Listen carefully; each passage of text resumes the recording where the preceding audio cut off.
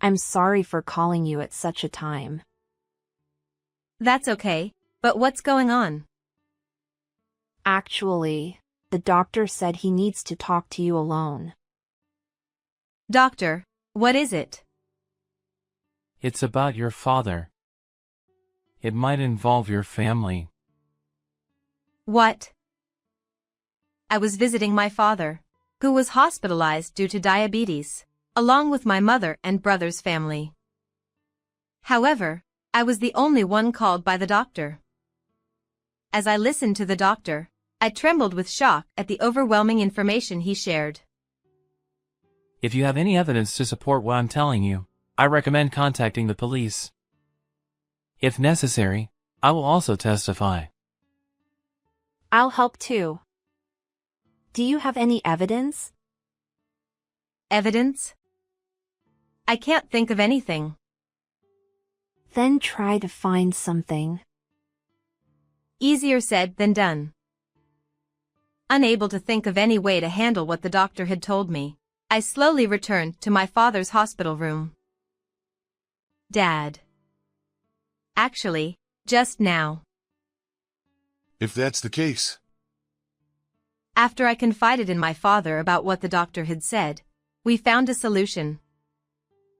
I couldn't forgive my family. To save my father from the rest of the family, I rushed to the police. I am 32 years old, working part-time, and I married my husband John 4 years ago. Due to his job, we've been living on the West Coast for about 3 years now. My parents live in the Midwest, so I only get to see them during the summer holidays and Christmas. The distance isn't the only reason I can't visit home often. Until now, my son Alex was very young. But now that Alex is 3 years old and attending preschool, it's becoming easier to plan trips back home. What did you do at preschool today? I ran races with my friends. With Alex growing up a bit, it looks like I'll be able to visit my parents more frequently. Maybe I'll go home for Easter this year. One day, while I was thinking about these plans, I got a call from my mom, Kelly. Hello? What's up? Well, I just wanted to let you know that your dad is planning to retire. Dad is only 63, right? Isn't it a bit early for retirement? Did he get injured in an accident or something? No, it's not that. You know he's had diabetes for a while now. Lately, his symptoms have gotten a bit worse. His hands and feet are tingling, and his vision is blurry. Since his job is physically demanding, he decided to retire early to avoid any accidents that could cause trouble for others. Is Dad okay? His symptoms have worsened a bit, but they're not affecting his daily life too much. Don't worry. The hospital said that as long as he continues his treatment, he can keep working, right? Yes, but you know your dad. He doesn't want to cause any inconvenience to anyone. So, I think he decided to retire early. That sounds like Dad. Even if he retires, it won't cause any issues with living expenses, right? I'm still working part-time, and Tony and Maria are living with us, so we'll be fine. Tony is my brother, and Maria is his wife. Since my brother and his wife live with my parents, I don't have to worry about my parents' well-being even if my dad stops working. However, the fact that his diabetes has worsened to the point where he decided to retire makes me concerned. I decided to visit home to check on him. The weekend after my mother called, I left Alex with John and headed to my parents' house. I'm home. Welcome back. Welcome back. It's been since Christmas, hasn't it? You're here to check on your father, right? I told you not to worry so much. You're such a worrywart. When I arrived home, my mom, My brother and his wife greeted me at the entrance. "Where's Dad?" He's resting in his room because of his legs. Go ahead and say hi. I placed my luggage by the door and quickly walked to my father's room. "Dad, I'm home." Oh, welcome back. You came to check on me, right? As you can see, I'm fine. Dad, sitting in a floor chair, flexed his biceps. His muscular arms, built from years of labor, didn't look like they belonged to someone over 60. His expression was cheerful, just as Mom had said, making me feel I had worried too much. But then, Here we go. "You seem to have a hard time standing up." Just a little when I get up. But I'm fine walking. He headed to the bathroom, and I watched him walk. Though he claimed it was only hard to stand, his gait was awkward. He also seemed to struggle to grip things with his hands. Can you hand me the TV remote? "Sure." Oops. Sorry, my hand slipped. Could you pick that up for me? Dad, who had worked in a physical job, had always been robust and reliable. Seeing him like this now made me feel a pang of sadness. After chatting with Dad for a while, I went to the living room to talk to my mom and my brother's family. "Mom, Dad's condition seems worse than I thought, doesn't it?" The doctor said he's still okay, so you don't need to worry so much. You really are a worrywart. But you're right, Dad's "I'm fine" might not be entirely true. He says he's fine but has trouble walking. Dad probably doesn't want to worry or burden anyone, so he might not be saying how hard it really is for him. That could be. But he gets regular checkups at the hospital, so you don't need to worry. If it becomes too much for him, he'll speak up. Is that really okay? Oh, by the way, we might run into Carol at the hospital. Carol? Oh right, she works as a nurse there. Despite my concerns, Mom didn't seem as worried about Dad's health. My brother and his wife also didn't seem particularly worried, judging by their reactions during my conversation with Mom. "Dad, how about a walk nearby? It must be stifling to stay inside all the time." Oh, you'll take me out? After talking with Mom, I went back to Dad and invited him for a walk. He seemed happy, and I thought it was because he was glad to go out with me after a long time, but it seemed to be more than that. Your mom and Tony have been telling me not to go out alone because they're worried. So, does Maria usually take you for walks? No, everyone's busy with work and other things, so I just walk around the yard. What? So you're home all day? I felt a surge of anger. Dad, who had always been active due to his job, couldn't stand not moving around. Mom and my brother's family knew this well. Yet, they told him not to go out and didn't even accompany him on walks. After returning home from the walk, I confronted my mom and brother's family. "Is it true you don't even take Dad out for walks?" We're busy too, you know. We can't take him out for walks all the time. You know he gets restless if he doesn't move around. But he hasn't said anything about wanting to go out. That's because he doesn't want to be a burden on everyone. Look, I don't know what you think after taking Dad for a walk today, but it's easy to take him for a walk when you just happen to be visiting. Taking care of Dad involves more than just walks. We have our own struggles too. Or are you saying you'll come here every day to take him out for a walk? My brother was right. Living far away and not being there daily, I couldn't tell my mom and brother's family how to manage things. unable to argue back. I had to relent. I stayed at my parents' house for one night and returned home the next day. Thank you for taking care of Alex yesterday. It's fine. I was off work anyway. How's your dad? Well, he seemed better than I expected, I guess. For a moment, I debated whether to tell John about Dad being stuck at home all day. But since there was still a lot I didn't know, I decided not to mention it just yet.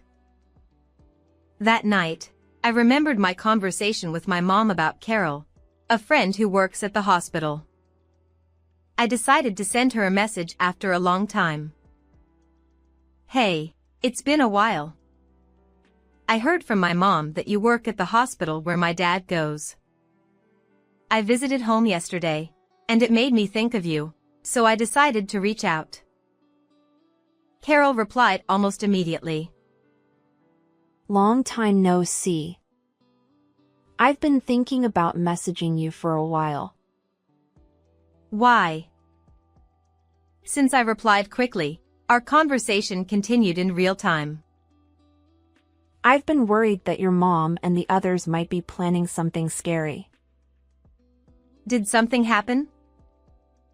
They keep asking really frightening questions like, what's the mortality rate for diabetes, and how long does he have left to live?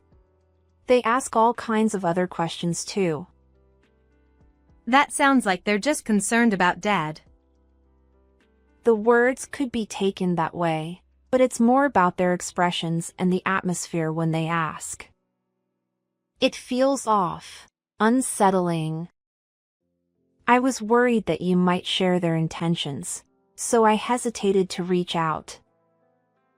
Why did you decide to tell me you found their behavior suspicious? I guess it was the tone of your first message. It seemed like you didn't know anything. Plus, when I thought about it, I couldn't imagine you being involved in anything shady. Thanks for trusting me.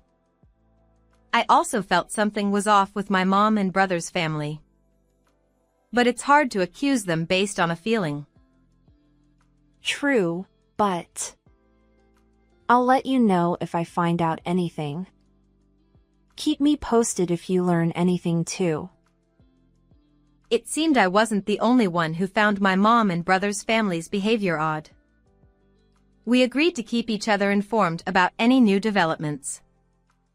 However, as ordinary people without the skills of police or detectives, we couldn't conduct any proper investigation. 6 months passed without any significant developments. I had planned to visit home for Easter, but due to my husband's work, I couldn't make the trip. Still, I kept in regular contact with my mom and kept up with my dad's condition. How's Dad doing? Lately, his condition has been getting worse. It's become very difficult for him to walk, and sometimes we have to support him around the house. What about his hands or other symptoms? The numbness in his hands is getting worse too. With all of us working, it's becoming really hard to manage everything at home. We're all talking about reaching our limit. It might actually be better if he developed one of those complications. Hey! How can you say such a thing? Diabetes has 3 major complications, which are covered by our insurance as specified diseases, allowing us to use long-term care services. That would reduce the burden on my mom and the others.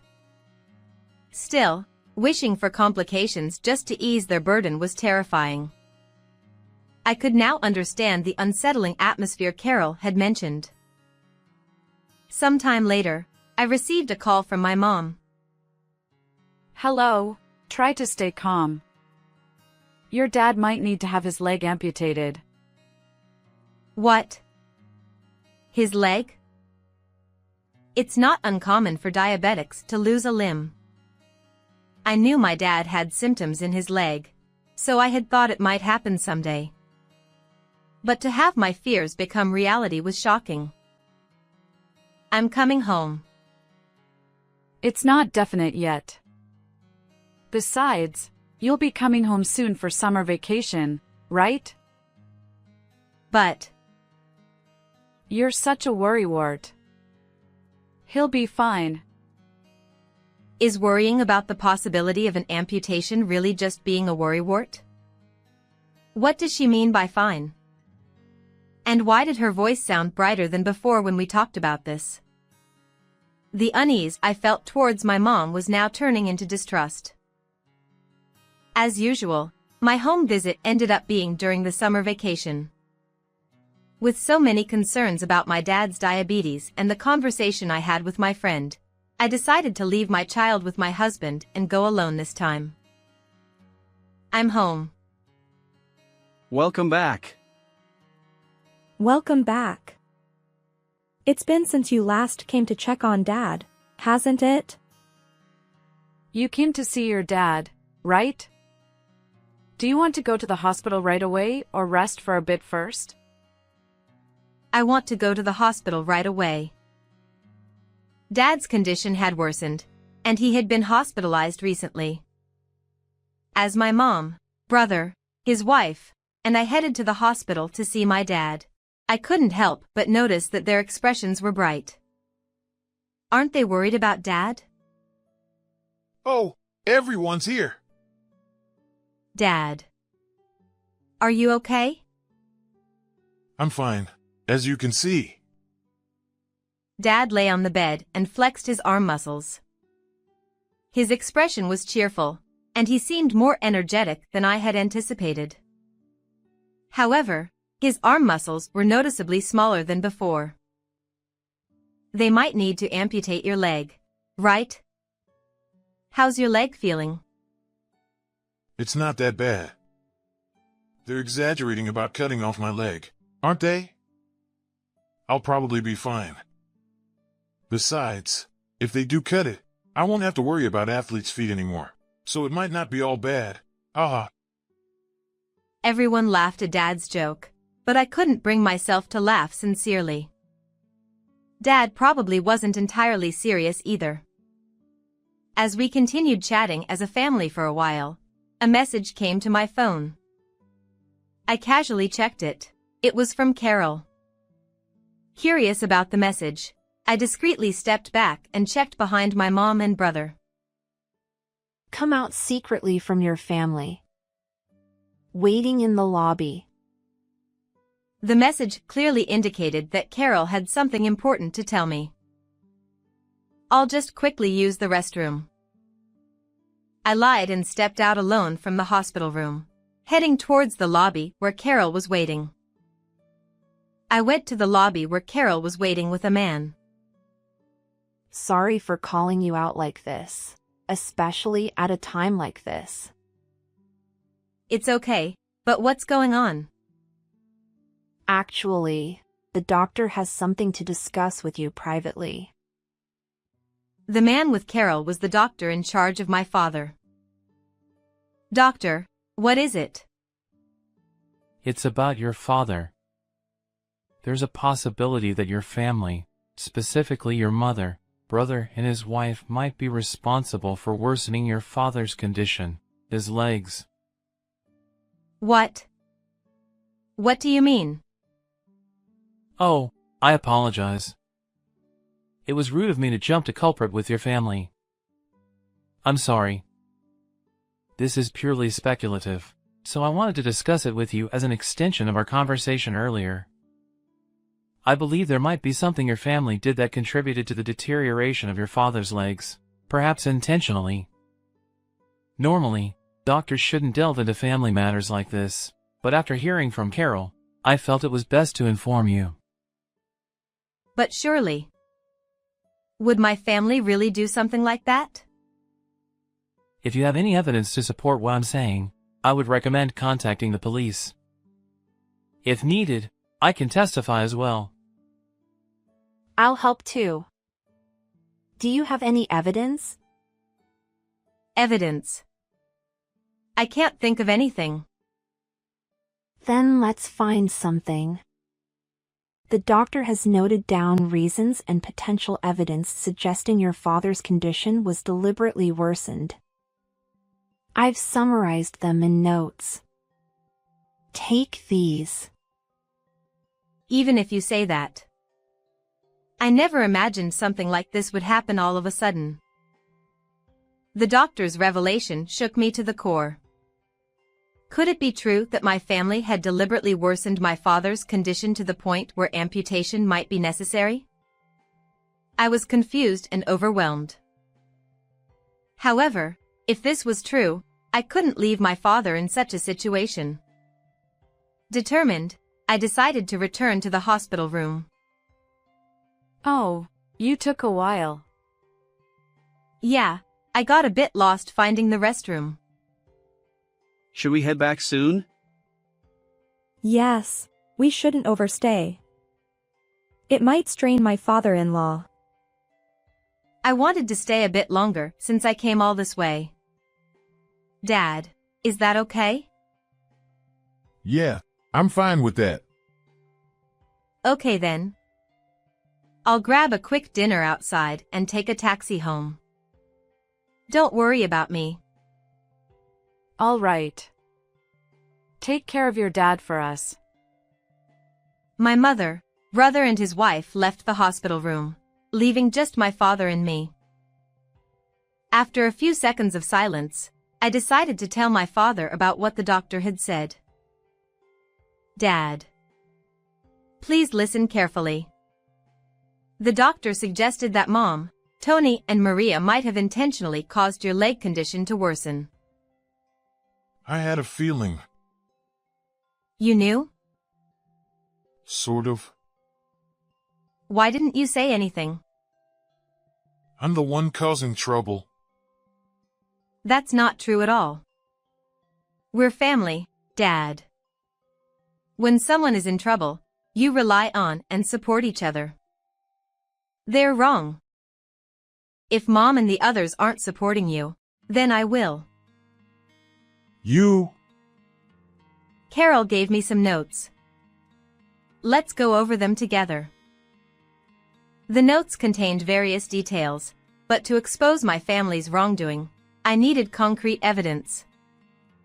Words alone wouldn't convince the police. I felt helpless, like an ordinary person without the skills of a detective or the authority of the police. Something my father had done just before his hospitalization was a potential breakthrough. Hey, check around the back garden's eaves. I installed a camera there. A camera? Why? I always leave my sandals out there, and I kept finding small stones in them, which kept hurting my feet. Plus, the vegetable garden was sometimes tampered with. Could have been crows or weasels or something. I asked a tech-savvy neighbor to install it. Do my mom and the others know about the camera? I don't think so. It was my personal expense, so Mom and the others might not even know about it. We set it up when none of us were at work, and if they find anything, they should let me know. Has the footage been checked? Nope. I don't really understand machines, so I never checked it. I heard the camera records onto a card, but it's high up, so I couldn't reach it with my bad leg. In the end, it's just sitting there since installation. Got it. I'll check that camera. I listened to my father's story and immediately returned home. Welcome back. You're earlier than I thought. We're about to have dinner now, but did you say you'll eat out? There's nothing prepared for you. No, it's okay. I'll be going out again soon, so don't worry about me. Please go ahead and have dinner together. I headed to the backyard and walked along, looking under the eaves. There it is. This camera. The camera was facing towards the garden, capturing the area near where the sandals were placed outside and the vegetable garden beyond. I fetched a ladder from the shed, retrieved the SD card from the camera, and checked its contents. I was worried if there would be any footage left since it had been left there untouched, but the camera was motion activated, recording only when something moved within its view. Surprisingly, there was plenty of free space on the card despite being left unattended. The footage showed a badger messing up the vegetable garden. The damage to the garden seemed unrelated to the current issue. However, the footage also captured moments where my mother and the others seemed to be tampering with the sandals. This could serve as evidence. I grabbed the SD card and incidentally took the antifungal medicine my father used, then rushed to the police station without saying a word to my mother and the others. When I explained everything to the police, we first went to the hospital together and then headed to my parents' house. "Well, could you wait here for a moment?" Understood. I asked the police to wait near the entrance, and I entered the house alone. "I'm back." Where were you? We were worried sick.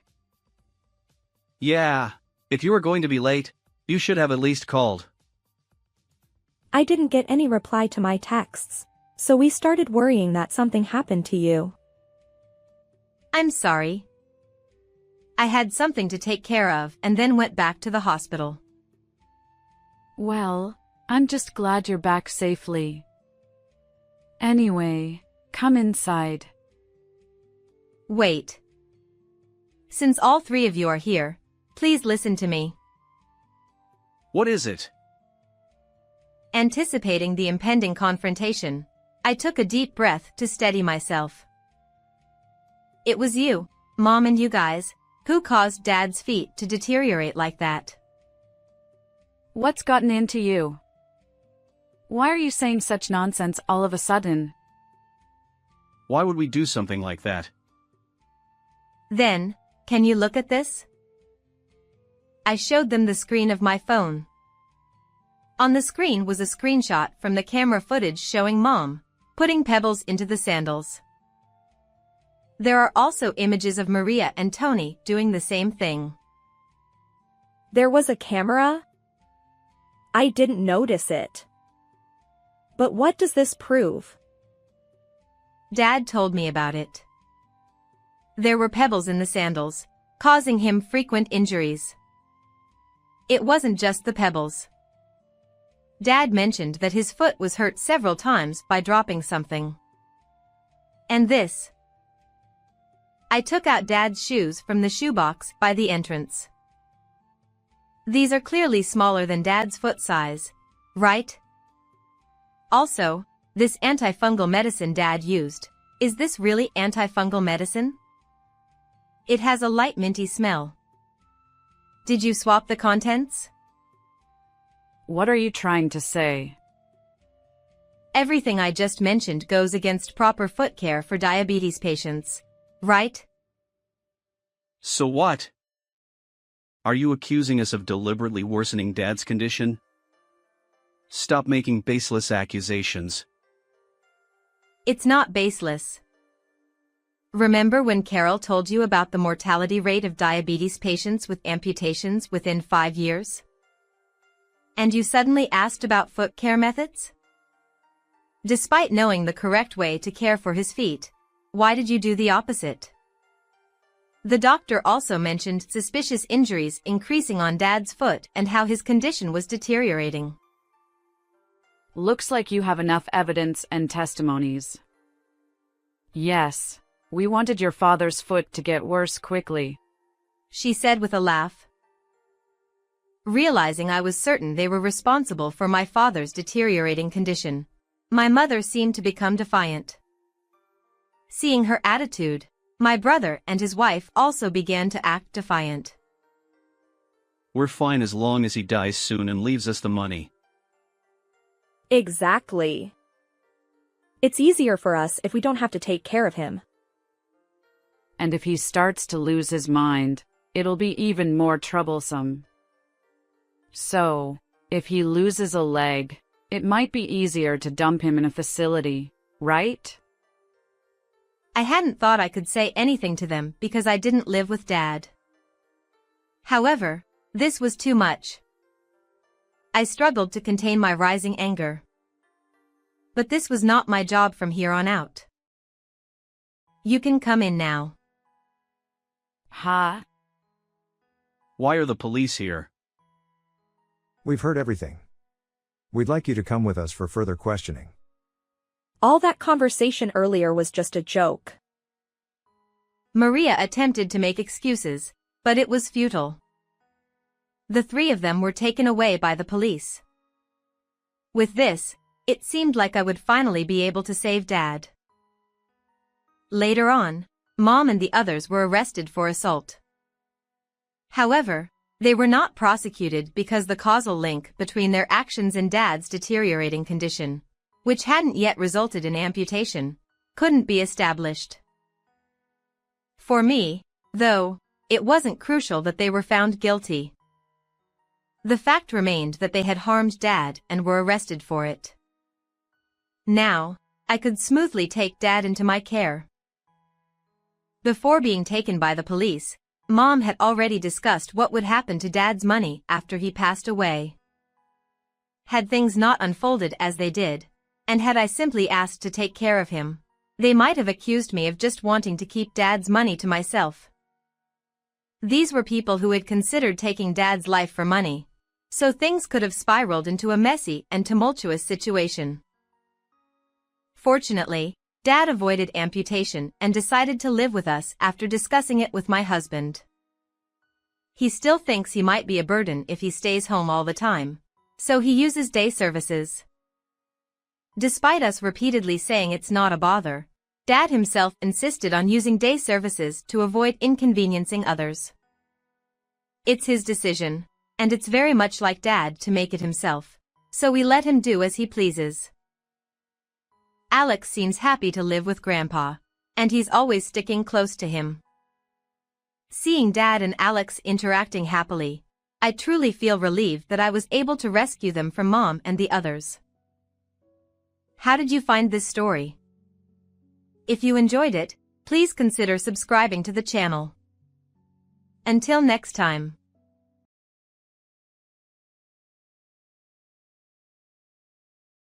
My name is Mona. I live with my husband, Lionel. There's the sound of the front door unlocking. My husband has returned from work. For some time now, whenever he comes home, my heart starts to race. This isn't the flutter of love, it's the painful pounding of stress and tension. How did it come to this with my own husband? Hey, a junior colleague at work got married recently and it seems they're expecting a baby. Over dinner, he started talking about a colleague. My chest tightens. His wife is so lucky. We've been married for 2 years now, and we don't have any kids. He sighed. It's been 2 years, and we still don't have a child. Are you okay? You just laze around at home. Maybe you should put in some effort to get pregnant. Otherwise, we'll never have kids. Oh, but maybe you just can't get pregnant. He said it again today. For the past year, he's been saying things like this to me almost every day. Every single day, it's like he's taunting me. His words carry no love, just a desire to torment me. It feels like he's telling me I'm worthless. He's not the only one who wants a child, I do too. He says I'm not trying, but I am. I've tried supplements and products that are said to help with fertility. I've even started yoga, which is supposed to be good for trying to conceive. I am trying. But still, he blames me like this today. Honestly, it's very painful every day. But I believe that if we have a child, things will change, so I endure it and smile at him. You're right. What's with that smile? He sighed again. If you were as cute as my sister and had a child, everything would be perfect. We got married 2 years ago. I used to love him deeply, and we were happy. When we met, he was kinder and more family-oriented. But now he's changed into a husband who blames me about children and dotes on his sister. Hey, I'm here. Brother, I'm here. His sister, Olivia, came over. She visits almost every week. And she behaves as if it's her own home. She opens the fridge and looks for food and drinks. Olivia, you're here. You look cute as always. Make yourself comfortable. He gives her a smile that he no longer shows me. Here's your allowance for this month. He handed her $200. He gives his 25-year-old sister a monthly allowance. To me, it's unbelievable for an adult to get an allowance, but it seems normal for them. I once questioned him about it. You're so cold-hearted. That's all he said. Thanks. I really love you, big bro. She knows she's more adored than I am and manipulates him for money and gifts. He restricts my spending but gives freely to her. It makes me feel bitter. Hey, Mona, are you glaring at me? Scary. No, I'm not glaring.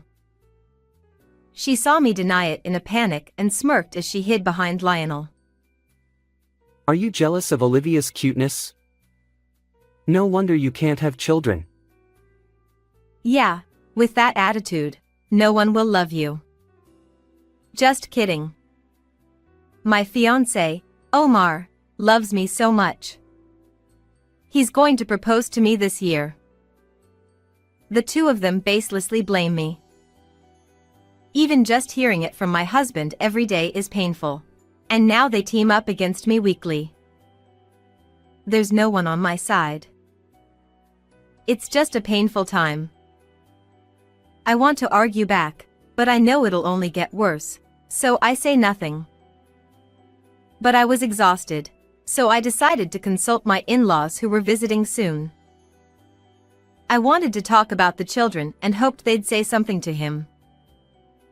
On the day they visited, I carefully told my father-in-law about our struggle to have children and the burden of my husband's words.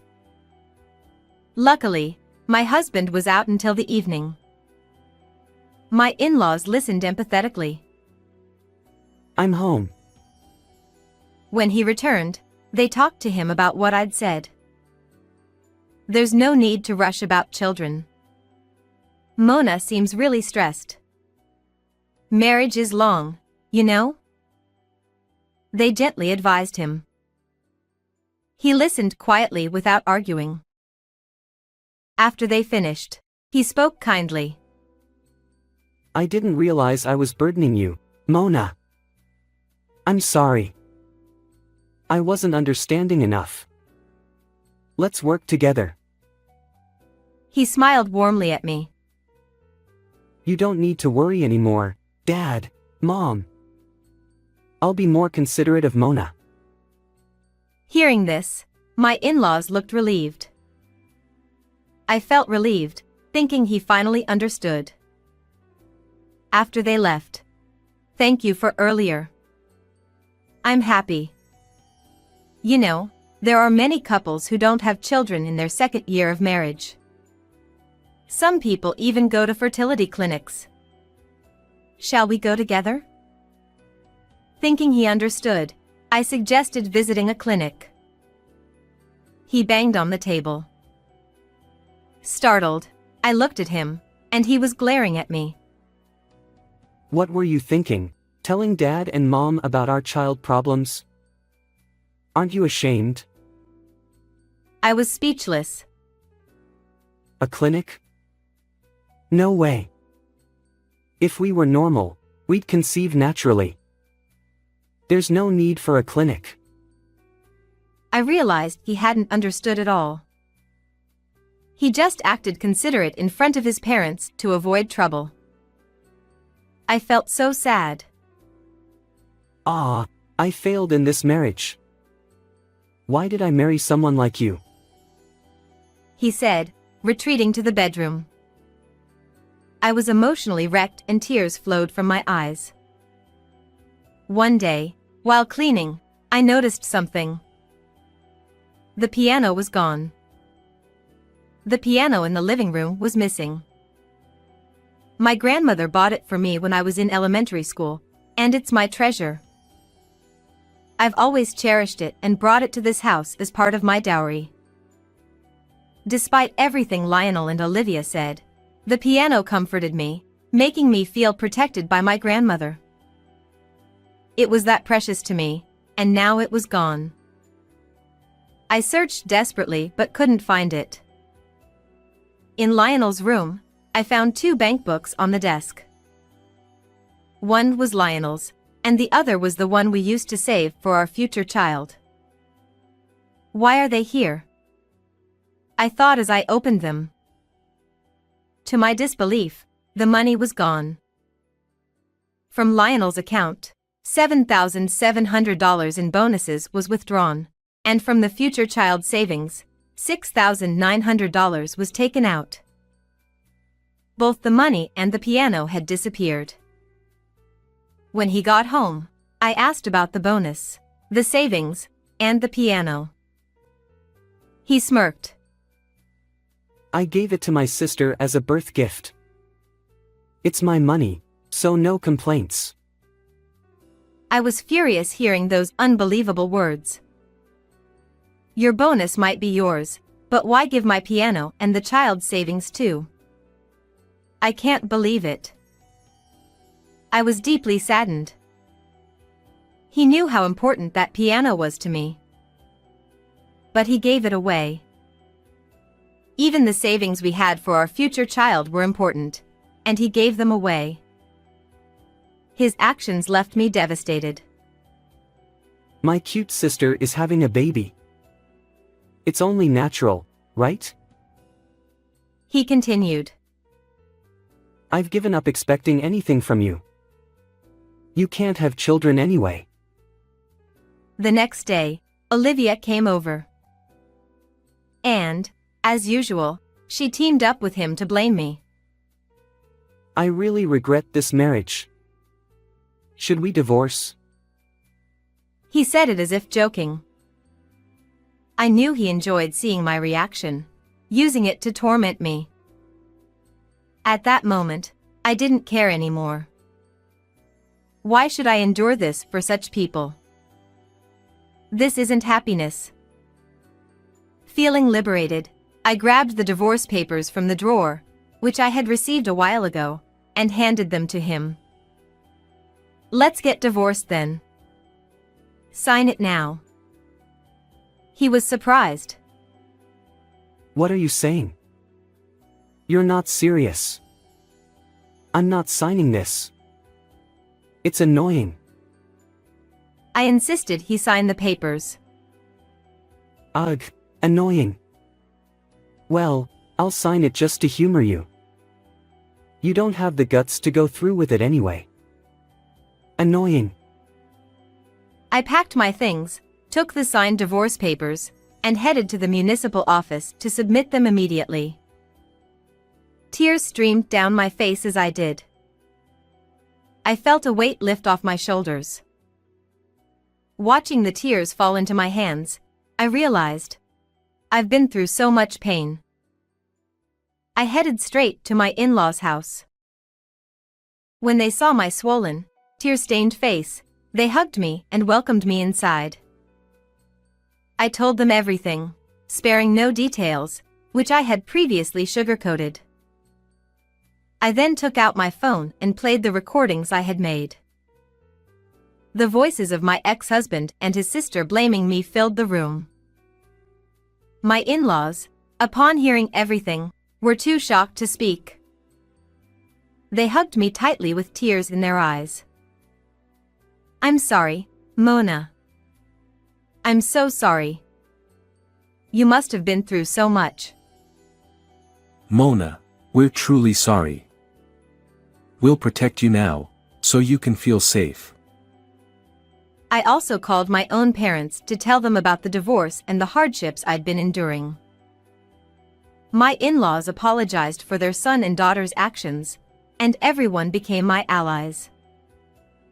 I had never had anyone on my side before. It had always been a daily barrage of blame. Now, I was overwhelmed with gratitude for my supportive in-laws and parents. By the way, Mona, is it true that Olivia is pregnant? Yes, I was surprised too. We hadn't heard anything about it. They were very surprised to hear that my sister-in-law was pregnant, as they hadn't been told. We decided to call Olivia's fiancé, Omar, to verify the truth. From Omar's account, I started to believe my suspicions were correct. Later, I noticed multiple missed calls from Olivia. I could guess why she was calling so persistently. When she called again, I answered and heard her frantic voice. Finally. What were you doing? Who is this? What? She sounded surprised by my question. What are you talking about? Never mind that. Mona, why did you tell everyone about my pregnancy? She was furious, clearly upset that I had told her parents and fiancé. It was horrible of you to tell them without my permission. I won't forgive you. Why? Why shouldn't I have told them? You should know why. I sensed confusion beneath her anger.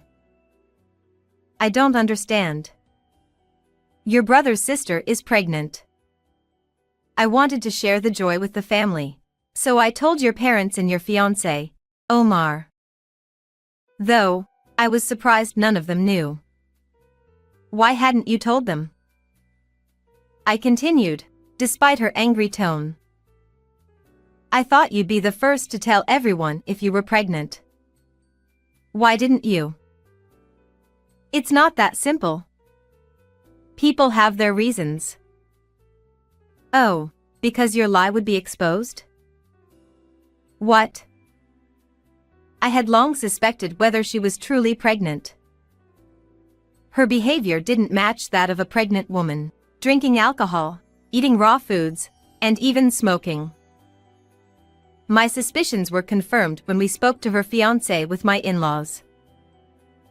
Omar revealed that Olivia had a large amount of debt and wasn't pregnant. She had lied about the pregnancy to get money from my ex-husband to pay off her debts. When I confronted her with my theory, she was clearly shaken but continued to deny it. Then show me your maternity record book or let's go to the gynecologist together. If it's not a lie, you can do that, right? When I pressed her, she finally admitted to everything. Her voice was trembling. A few days later, my in-laws, Omar, and I called my ex-husband and Olivia to a meeting. The atmosphere was tense, and Olivia looked nervous.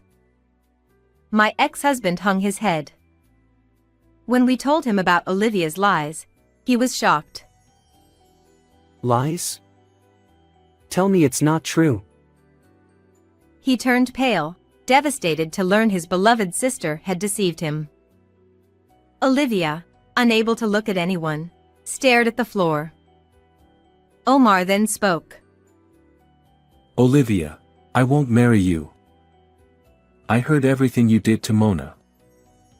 I can't believe it. We're over. Omar, I'm truly sorry. She burst into tears at his words. I will be claiming compensation from you, Lionel. What? I have evidence of how you tormented me. From now on, communicate through my lawyer.